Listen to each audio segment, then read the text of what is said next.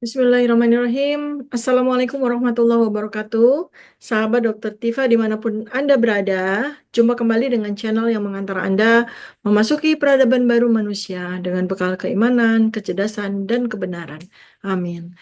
Hari ini saya akan mengajak Anda untuk membahas sesuatu yang mungkin Anda dengarnya tuh, gitu ya. Apakah rakyat Indonesia akan musnah perlahan-lahan? Kan isu-isu depopulasi itu kan terus ya, terutama sejak masa pandemi itu kan depopulasi, depopulasi gitu.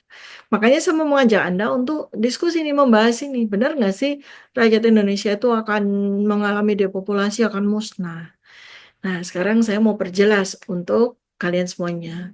Secara objektif, rakyat Indonesia tidak akan musnah secara fisik, tetapi rakyat Indonesia akan mengalami transformasi besar yang bakal mengubah identitas, ekonomi, dan peran mereka di dunia ini. Jadi musnahnya tuh nggak secara fisik ya, tapi secara beberapa dimensi.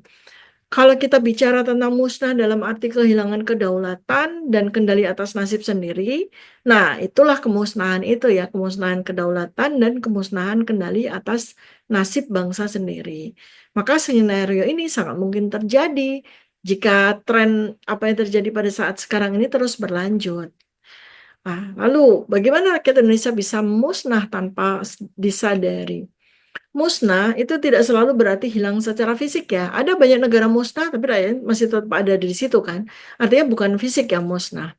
Bisa juga berarti kehilangan kendali atas nasib sendiri dan berubah menjadi masyarakat, menjadi rakyat yang sepenuhnya dikendalikan oleh sistem global.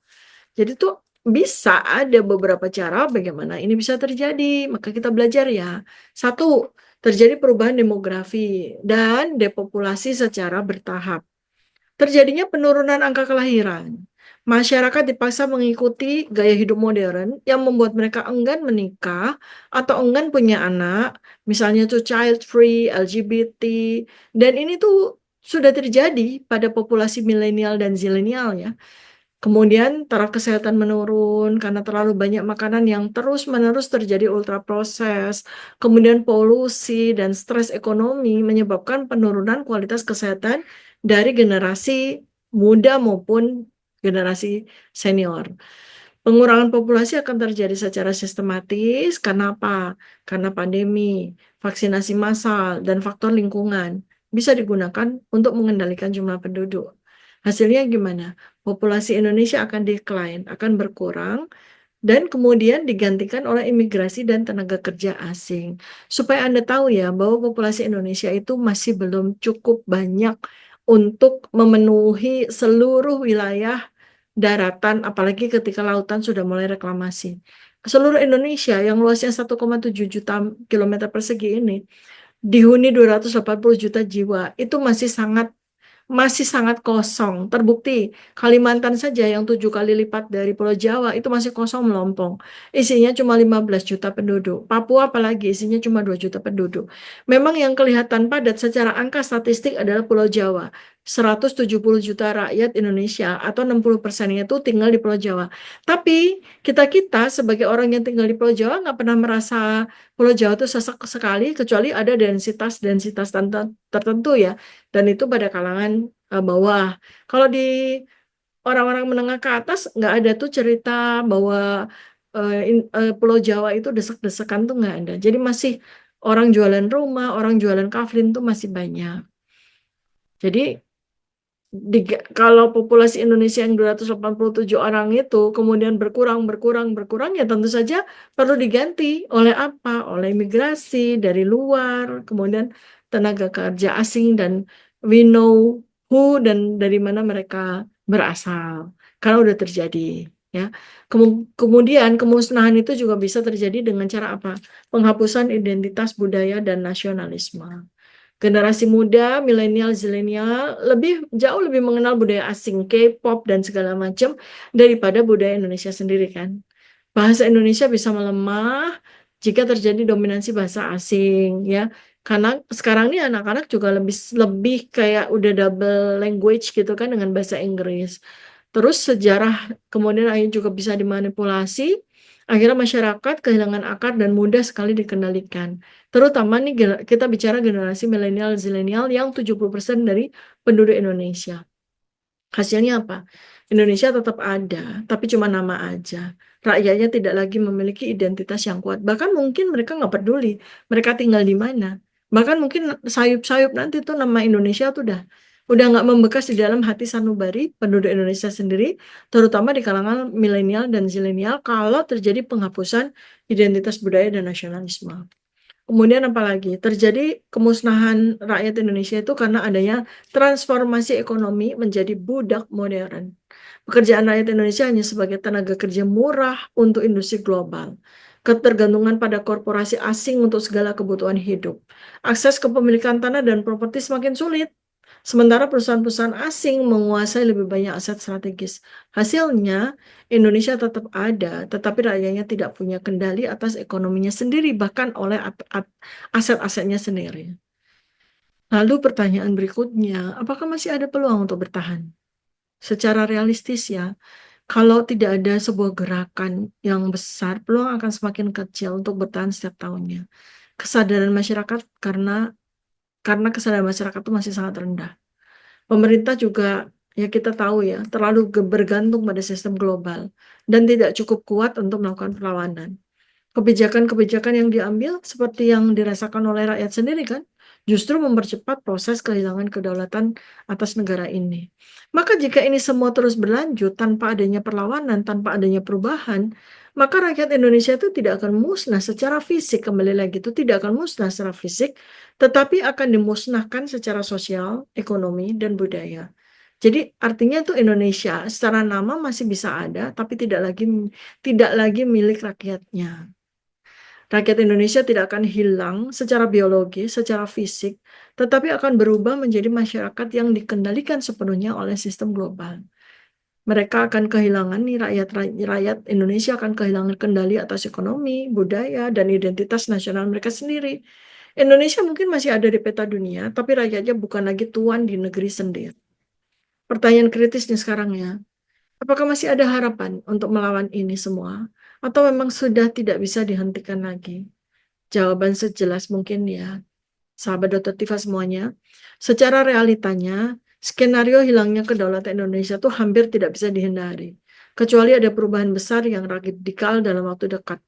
Sistem global sudah terlalu kuat dan mengunci Indonesia dalam ketergantungan. Rakyat masih terlalu pasif, tidak sadar, dan tidak punya kesatuan, penyatuan untuk melawan. Elit politik lebih memilih bekerja untuk dirinya mereka sendiri dan lebih memilih bergantung dan bekerja sama dengan kekuatan global daripada mempertahankan kedaulatan nasional. Maka jika tidak ada perubahan besar dalam dekade ini, Indonesia akan kehilangan kedaulatan sepenuhnya dalam 20 hingga 50 tahun ke depan. Sekarang solusinya ya, tentu saja kan kita tidak inginkan Indonesia memiliki nasib seperti itu kan. Bagaimana mencegah agar Indonesia tidak hancur? Gimana nih? Secara teoritis masih bisa dicegah dengan langkah-langkah apa? Satu, meningkatkan kesadaran nasional secara masif. Media, pendidikan, dan gerakan sosial harus digunakan sebagai kanal-kanal, sebagai alat-alat instrumen untuk membangunkan rakyat dari ketidaksadaran mereka. Dan memang perlu ada tokoh-tokoh ya yang bisa memimpin gerakan kebangkitan nasional.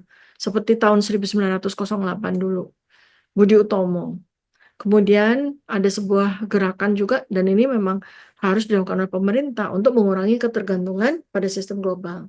Mengurangi utang luar negeri, gimana caranya, dan mengurangi investasi asing di sektor strategis, membangun ekonomi yang lebih mandiri, bersendikan atau berbasiskan sumber daya lokal, itu yang harus dilakukan oleh pemerintah. Kemudian mempersiapkan strategi bertahan dan melawan. Jika Indonesia benar-benar ingin mempertahankan kedaulatannya, harus ada langkah konkret untuk menghadapi tekanan ekonomi dan politik dari kekuatan global. Ini membutuhkan kepemimpinan yang kuat dan dukungan rakyat yang sangat besar. Namun secara praktis sangat sulit terjadi karena sistem sudah terlalu dalam mencengkeram Indonesia. Memang tidak bisa dihindari kecuali ada perubahan radikal. Jika tidak ada pergerakan besar dalam dekade ini, maka Indonesia akan kehilangan kendali atas masa depannya. Tidak bisa dihindari. rakyat tetap pasif dan menerima keadaan, maka Indonesia akan tetap ada sebagai negara, tetapi hanya sebagai nama saja tanpa kedaulatan. Satu-satunya cara untuk menghindari skenario ini ada perubahan-perubahan luar biasa dalam skala nasional. Tetapi memang peluangnya kecil sih. Jadi masih ada harapan nggak menurut Anda semua? Menurut kalian? Ya selalu ada harapan. Karena apa? Sejarah misalnya sekarang ini dunia udah dikuasai oleh elit global. Apakah mereka akan sustain? Apakah mereka akan terus abadi? Enggak. Sejarah menunjukkan tidak ada sistem yang benar-benar abadi. Bahkan kekuatan global sekalipun tidak kebal terhadap perubahan zaman dan kehancuran dari dalam. Wa makaru wa makarallah. Kita menunggu makar Allah sekaligus kita berikhtiar. Jadi kesadaran kolektif harus bangkit lebih cepat, rakyat harus lebih sadar tentang apa yang sedang terjadi, harus lebih banyak diskusi-diskusi terbuka, dan pendidikan yang membangun pola pikir kritis, dan informasi yang tidak dikendalikan oleh pihak-pihak tertentu. Kemandirian ekonomi harus ditingkatkan, kemandirian teknologi juga harus ditingkatkan. Selama Indonesia masih bergantung pada ekonomi dan teknologi asing, maka kedaulatan tidak akan pernah benar-benar ada. Harus ada gerakan untuk membangun industri lokal, mendukung UMKM, dan mengurangi ketergantungan pada sistem global. Ini kayaknya memang benar-benar butuh pemimpin yang kuat dan berani. Yang muncul dari rakyat, tapi bukan dari sistem yang sudah rusak. Ya kalau munculnya dari pemilu-pemilu yang sudah by system dan sistemnya udah rusak, ya percuma. Karena pemimpinnya harus muncul dari rakyat sendiri. Pemimpin yang benar-benar peduli pada masa depan bangsa. Bukan mereka yang hanya mencari keuntungan pribadi. Perubahan tidak bisa banyak berharap dari pemerintah sendiri, harus datang dari kesadaran masyarakat sendiri. Pemimpin yang baik akan datang pada masyarakat yang sudah siap. Harus ada gerakan sosial yang mengakar di seluruh lapisan masyarakat dan membangun pola pikir yang lebih mandiri. Apakah ini mudah? Tentu saja tidak. Sulit sekali. Tapi mungkin ya, selalu ada harapan. Selalu ada harapan. Jadi kita yang penting adalah sekarang ini bagaimana kita berjuang bersama-sama. Jangan sampai kita mendapatkan kendali penuh atas segala macam kehidupan kita, termasuk informasi dan teknologi oleh kekuatan global. Bagaimana kita bersiap untuk melakukan perubahan besar. Kita harus betul-betul memahami. Mulai dari mana? Mulai dari kesadaran diri dan lingkungan sekitar. Kita harus mulai dari diri sendiri. Bagaimana meningkatkan wawasan dan pola pikir kritis. Belajar, pelajari, pahami sejarah, ekonomi, dan geopolitik dunia. Jadi tidak ada satupun rakyat yang mau berubah kalau dia nggak mau belajar sejarah, nggak mau belajar ekonomi, nggak mau belajar geopolitik, nggak mau belajar multidimensional. Dan didik keluarga serta lingkungan terdekat tentang situasi yang sebenarnya terjadi. Jadi mulai dari topik-topik yang paling penting, mulai dari kesadaran bernegara, kemudian mulai dari ekonomi, mulai dari hal-hal yang sederhana, kenapa kita mesti mendukung produk lokal, kemudian kemandirian ekonomi, lalu kemudian tindakan nyata. Ya, kalau memang ada yang mau dibeli, tanya lokalnya ada nggak. Jangan tergantung kepada bahan-bahan atau komoditas-komoditas yang dari asing. Lalu apalagi yang dilakukan? Kita membangun jaringan dan komunitas mandiri. Gabung dengan komunitas dan kita akan membahas strategi ekonomi, kemandirian pangan, kesehatan, dan teknologi. Kemudian apalagi? Penguasaan teknologi dan informasi. Generasi milenial dan zilenial itu harus benar-benar menguasai teknologi dan informasi. Kalau mereka tetap mau bertahan. Kesimpulannya gimana? Masih ada harapan? Masih, walaupun kecil. Tapi perubahan dimulai dari tindakan kecil yang berkelanjutan, insya Allah akan menghasilkan sebuah perubahan. Sekarang, pilih salah satu langkah yang saya sampaikan, tulis pendapat kalian di kolom komentar. Jangan lupa like, subscribe, share, dan nyalakan lonceng notifikasi agar tidak ketinggalan analisis anti-mainstream lainnya dari Dr. Tifa. Sampai jumpa di video berikutnya. Assalamualaikum warahmatullahi wabarakatuh. Salam kebenaran.